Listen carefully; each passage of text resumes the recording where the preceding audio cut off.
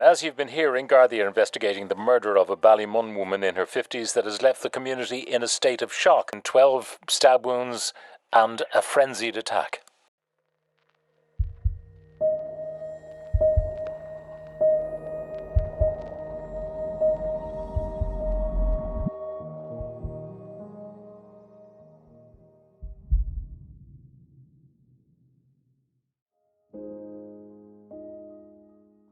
For today's case, we're in the Emerald Isle, Ireland. In Ballymun, northern Dublin, lived Lisa Thompson. Lisa had lived there her entire life, being at Sandy Hill Gardens for over a decade. She was very popular and well liked by her neighbours and other locals. 52-year-old Lisa was a former youth worker, and she was described as a lovely woman who would help anyone who needed her, with her best friend saying she had a heart of gold. She was also described as quiet and someone who kept to herself. She was a devoted mother who called her 2 children her jewels. At this point, her children were living with their father, and although they were no longer together, she and her ex had a good relationship with each other. Let's go back to the 9th of May, 2022. In the early morning hours, around 2 a.m, Lisa's neighbour had heard something strange. She'd heard banging and various odd noises. She looked out of her window and saw something even stranger. There was a man in Lisa's back garden carrying bags. She watched as he loaded the bags into the back of a vehicle, which then set off in the direction of the main road. She would later knock on Lisa's door on 3 separate occasions, but there was no answer. She wasn't the only neighbour who had observed something odd. Another neighbour had also heard banging on the wall that night, the gate opening, and then a vehicle driving off. When she looked out, she saw a light on in the kitchen, which, given the time, struck her as rather odd. The 10th of May. Her neighbour was now becoming extremely concerned due to the lack of contact, so decided to go and check. The front door was locked, but unusually, the back door wasn't. At 3:30 p.m, Lisa's body was found, lying in the rear doorway of her home. The bedroom had been ransacked. 2 knives were also missing from the kitchen. Another neighbour then came over and the emergency services were called. The Gardaí were soon on scene after receiving a call from the Dublin Fire Brigade about what was happening at the house. Lisa had numerous stab wounds to her chest, her nose and mouth were bloody, and a cord from a window blind was wrapped around her neck. She had been stabbed in her chest 11 times and strangled. 6 of the stab wounds had pierced her heart. A pathologist found that she had died as a result of the stab wounds to the left side of her chest and strangulation causing asphyxia. Seeing the emergency services everywhere, many people began to gather to see what was unfolding, as the scene was preserved and crime scene examiners were going through the house with a fine-tooth comb, and forensics officers examined the area at the back of her house. For the locals, they were completely stunned. She loved her kids and loved her life. She was just a genuine, really nice girl. I can't understand it at all, said one. It was clear how much she was loved by so many people. So what on earth could have been the motive for such a brutal killing? Was this someone just taking a chance at a random house? Was this a personal dispute? Was this an argument that had got out of control? At the same time as the police were piecing together details of Lisa's last days, the media were out in full force, digging into Lisa, her background and her daily life. The Irish Independent reported that sources had said she may have become vulnerable and inadvertently associated with local crime elements. Information has come in that this highly respected lady's life had become a bit chaotic in the last few months, a source said. A search of her home found prescription tablets worth almost €50,000 hidden in the attic in 2 large bags. A neighbour said that Lisa had been dealing tablets from her house for €15 per tray, and that she had maybe 5 or 6 people who bought them. Various items had been stolen from her home, including her wallet and jewellery. Despite the bedroom being trashed and the signs of a robbery, there were no signs of a break-in. Did this mean she had known her killer and inadvertently let them inside? She was reportedly very careful about who she let into her home, and her neighbour recalled Lisa locking the back gate behind her in the early hours of the night.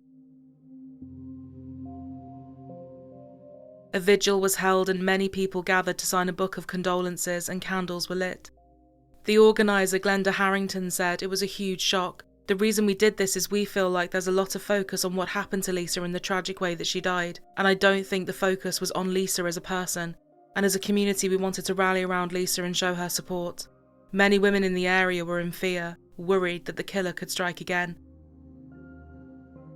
A post-mortem got underway earlier today on the body of Lisa Thompson, which was removed from her home at Sandy Hill Gardens in Ballymun to the city morgue yesterday evening. I appeal to anybody with any information on this violent murder to contact us at Ballymun Garda Station. In particular, I'm appealing for any person with any information on Lisa's movement from Saturday the 7th of May 2022 up to yesterday, Tuesday the 10th of May 2022. Lisa has been described as well known in the local community, which has been left traumatised, particularly because of the circumstances in which she died. Ballymun is such a close-knit community. All the neighbours and surrounding families are all devastated by this murder, and the levels of violence used in this murder against a woman who's living alone has really shocked the community. Gardaí are also seeking relevant video footage from the Sandy Hill area of Ballymun and the surrounding roads between Saturday, May the 7th and yesterday afternoon. They're asking anyone who may have this footage to contact them at Ballymun Station or on the Garda Confidential line on 1800 666 111. Sarah O'Connor, Virgin Media News. One of the cornerstones of many modern police investigations is CCTV. CCTV cameras are silent witnesses and can help paint clear pictures of how events unfold or what happens in the aftermath. And this case was no different.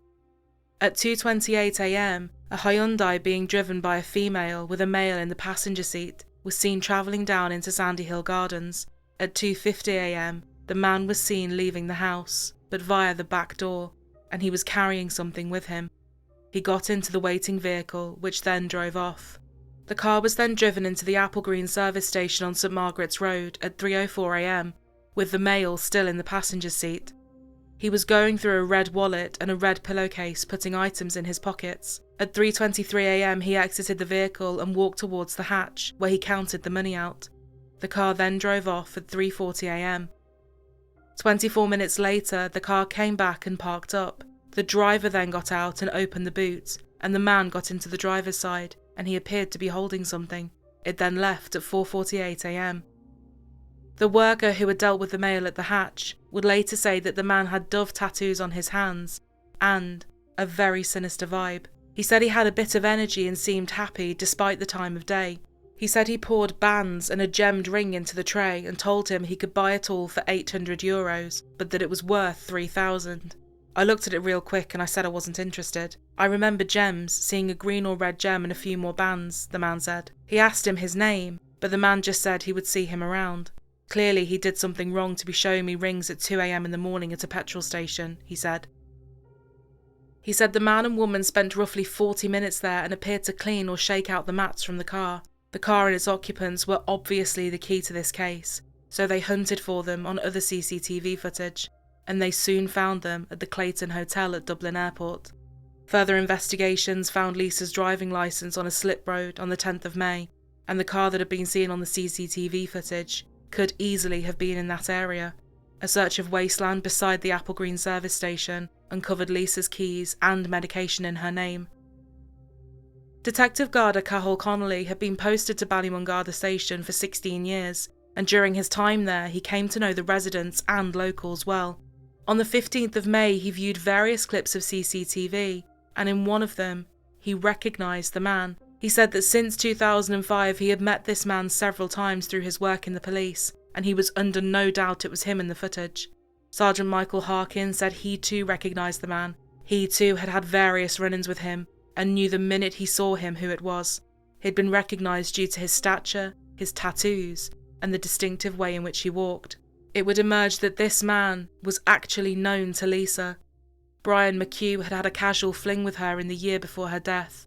A witness named Alison said she had known Lisa since 2012 when she moved into the area, and she also knew that she had been casually seeing Brian, saying it was a bit of a fling or some kind of entanglement, but that it had kind of fizzled out. Lisa and Brian had allegedly got back in touch a couple of months before she was killed. As already established, he was very well known to the police. Brian McHugh had 50 previous convictions, including 20 for theft and burglary, 8 relating to drugs, 5 for robbery, 2 for possession of a knife, and 1 for criminal damage. Brian McHugh was living with his mom at the time, so a search there was carried out. Some of Lisa's missing jewellery was found in the home, in the drawer of a bedside locker, with her DNA on it. Red was also the main colour of Lisa's bedding, and footage from the service station had shown him going through a red pillowcase and red wallet. A red pillowcase was also found at the home. A jewellery valuation certificate and a parking stub for the Clayton Hotel were found in the car, with his fingerprints on. And Brian McHugh's DNA was found on the cord that had been used to strangle Lisa. He was arrested on suspicion of murder. When asked about being at her house during those hours, he gave no comment. He also didn't deny that he was the person on the footage. He was later charged and entered a plea of not guilty. But it was clear from the footage that he was not there alone. Who was the mystery woman? Well, that would soon also be brought to light. On Friday morning, a woman was arrested in connection with the investigation, suspected of being the getaway driver and helping him to evade capture. Deirdre Arnold was a former HSE addiction counsellor, and she had been in a relationship with Brian. After meeting Brian, she had become addicted to crack cocaine and heroin, and would later get an interim barring order against him and make reports of domestic abuse. In one such instance, she told the officers that he had broken her arm by holding it on a step and stomping on it. In a recording from the 22nd of November 2021, Brian could be heard threatening that he would cut her throat, calling her a dirty, smelly blonde whore. "I'm telling you, if you want to get the cops up for me, you're f***ing dead. Wind me up one more time, and you're dead." Deirdre had one previous conviction from 2022 for attempting to drive under the influence of drugs. Following Lisa's murder, Deirdre would check Brian into the Clayton Hotel by Dublin Airport.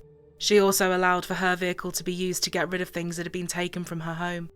Text messages sent to Brian's phone from a number linked to her dated the 18th and 19th of June 2022, not long after Lisa's murder, said, "I could have been like Lisa today, strangle and stab. Look what you done, my arm in 3 pieces, I've choke marks around my neck." Crucially, details of the strangulation and ligature were not in the public domain when these text messages were sent. Other text messages sent from a number saved under the name Deirdre said, "I near end like Lisa," and "You tried to kill me, you're an animal." More messages said, "Murder Lisa and all. Move the knife, did you?" A drug prevention worker, Deirdre Arnold, was brought by detectives from Ballymun before the Dublin District Court this morning to face a charge in connection with the murder of Lisa Thompson. The 52-year-old had been attacked and stabbed several times. Her children were not in the house at the time. Detective Garda Jennifer Keegan gave evidence of arrest, charge and caution today. She told the court that she arrested Deirdre Arnold at her home in Kilbarrack at 17 minutes past 8 this morning and brought her to Ballymun Garda Station. The mother of 3 was then charged with impeding the apprehension or prosecution of the alleged principal offender. She made no reply to the charge and did not speak during the brief hearing today. There was no Garda objection to bail on condition that Deirdre Arnold live at home, observe a curfew between 10 at night and 6 in the morning, sign on every Monday and Friday at Raheny Garda Station, surrender her passport and not apply for another one, and have no contact directly or indirectly with any witness in this case, including the co-accused. Judge Gerard Jones remanded Deirdre Arnold in custody with consent to bail. She's due back before the Dublin District Court next Thursday.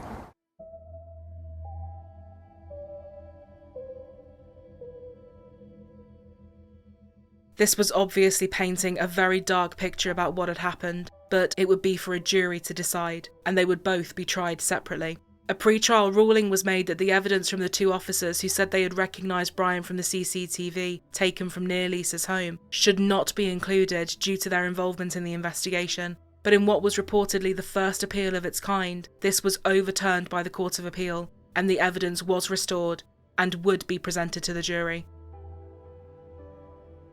It was now time for Brian McHugh to go on trial. Lisa's loved ones arrived at court wearing shirts that said, "Justice for Lisa." They were determined to be her voice and to see this through to the very end. In her opening arguments, the prosecutor said that a mixed DNA profile was found on the blind cord that had been used to strangle Lisa, and that the accused could not be excluded as a contributor. It was said that the chance of the DNA coming from anyone else was 1 in 1,000 million. The prosecution painted a picture of a violent offender who had brutally murdered and robbed a woman he had known before shamelessly trying to sell her things, whilst the defence were attempting to paint Lisa as a woman with secrets, with more to her killing than appeared on the surface. Brian's lawyer said you suddenly have a slightly different picture emerging, someone who has people coming in and out of the house at all hours of the night and day, where everyone seems to use the back gate, everyone seems to know how to get in. There is no sign of a break-in. Whoever entered did so by invitation or was let in. It does mean you have a far more complex situation than simply someone being found dead in the house. But what about the blind? He said that his DNA had been there as he had been in and out of her home for the last 3 years. The prosecution said that his excuse for his DNA being on the cord was simply not credible at all. And it wasn't just the DNA, it was the CCTV, it was the statement from the witness at the Apple Green service station, alongside everything that was known about his violent past, and the witness statements from Lisa's neighbours. Fiona Murphy SC said that the prosecution had meticulously presented a tapestry of circumstantial evidence that painted a compelling picture of Brian McHugh's guilt. On the 27th of February 2025, the jury delivered a unanimous guilty verdict after deliberating for just under 3.5 hours. McHugh will be sentenced to the mandatory term of life in prison next month. Victim impact evidence from Lisa Thompson's family is also expected to be heard at that stage. Lisa Thompson's mother, Bernadette, and sister, Ashley, were in court as the jury delivered its verdict. Judge Karen O'Connor praised their dignity during the trial process and said they had honoured the memory of their daughter and sister. We can't believe Lisa got justice today, and we know she's up there bouncing around with joy, and especially for our children and our family. She was a lovely lady. She would give you her heart on a plate. She was a beautiful, great neighbour. Lovely, lovely woman. She helped everybody. She was great neighbours with this for many years. These are our friends that become good friends through the years with Lisa. Lisa's never a violent person or anything. She didn't deserve what happened to her. While the trial itself had focused on the evidence, the testimonies, and securing a guilty verdict, the victim impact statements were about something different. It was about giving a voice back to the people who had suffered the most, and giving them the chance to speak directly to the court. Lisa's sister Ashley, seen here in the sunglasses, told the court today that her sister was in a dark place before her death, but this was not a reflection on how she lived her life. She read victim impact statements into court on behalf of Lisa's son and daughter. Lisa's daughter, who was 12 when her mother was killed, said half their hearts went when their mum died, describing the injuries her mother received as something which could only be seen in a horror movie. She said she'd never forget Brian McHugh's evil eyes or his face, adding, "We lost our mum to someone we thought we could trust, somebody that played with us and laughed and joked with us in the same house where you took her life." Her son said his mother's death had left a ripple of pain throughout the entire family. On the 10th of March 2025, Brian McHugh was sentenced to life in prison. Judge Karen O'Connor imposed the mandatory life sentence. She said Ms Thompson's love for her children was palpable during the trial, and she was sure they would be minded by Lisa's loved ones. The judge praised the extraordinary dignity of Ms Thompson's family and friends and wished them the best for what she said would be a long and painful road ahead. Justice Karen O'Connor saying the loss of a mother, a sister or a daughter is devastating. But she said that today Lisa Thompson's family made sure that Lisa's voice was the last voice to be heard in this trial. But what about Deirdre? Following McHugh's conviction for murder, his former partner, 42-year-old mum of 3 Deirdre Arnold, went on trial accused of impeding his apprehension or prosecution while knowing he committed a murder or similar offence and perverting the course of justice. Arnold had claimed she was in fear of McHugh, who'd been abusing her. Around a month after the murder, he broke her arm and she texted him saying he tried to kill her, that she could have been like Lisa, strangled and stabbed, calling him a murderer and a danger to women. The jury agreed with the prosecution. Deirdre Arnold, with an address at Briarfield Grove, Kilbarrack in Dublin, was found guilty by a jury of being the getaway driver on the night that Brian McHugh killed Lisa Thompson in May of 2022. They agreed that she knew he had murdered Lisa and had waited outside for well over an hour before driving him away. She denied knowing that Brian was going to commit murder and also denied any knowledge of him doing it up until the trial.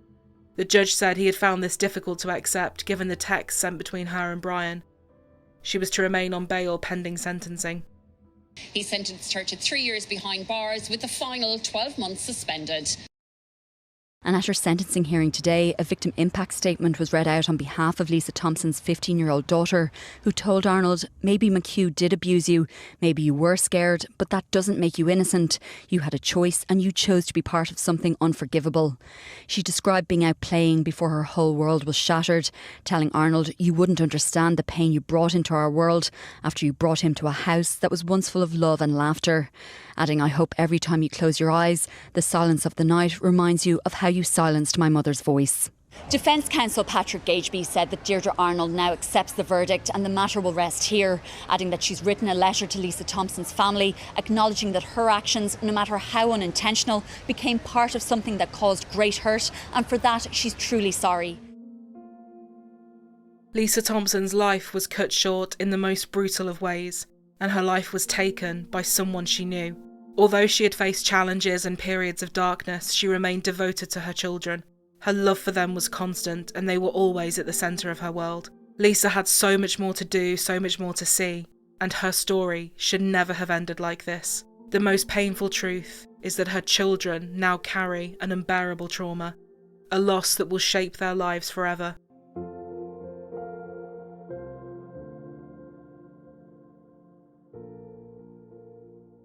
Thank you all for tuning in, and we hope you found this video interesting. If you'd like to support our channel and help us to continue to make content, please don't forget to like, comment, share and subscribe. It helps us so much and we really appreciate it.